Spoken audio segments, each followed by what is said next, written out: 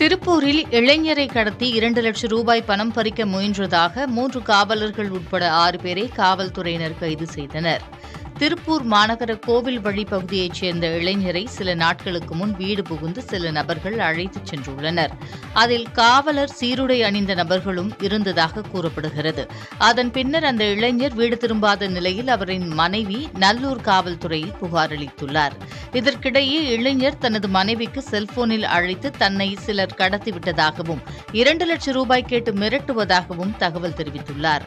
இது தொடர்பாக தீவிர விசாரணை நடத்திய காவல்துறையினர் பெருமாநல்லூரில் ஓரிடத்தில் அடைத்து வைக்கப்பட்டிருந்த இளைஞரை மீட்டனர். இளைஞரை கடத்திச் சென்றதாக திருப்பூர் மாவட்ட ஆயுதப்படை காவலர்கள் சோமசுந்தரம், கோபால்ராஜ், நீலகிரியில் பணியாற்றும் காவலர் லட்சுமணன் மற்றும் இவரது நண்பர்கள் ஜெயராம், ஹரீஷ், அருண்குமார் ஆகியோரை கைது செய்தனர். விசாரணையில் கடத்தப்பட்ட இளைஞர் இணையவழியில் பாலியல் தொழில் நடத்தியதாகவும் இதனை வைத்து மிரட்டி பணம் பறிக்க முயன்றதாகவும் கைதானவர்கள் வாக்குமூலம் அளித்துள்ளனர்.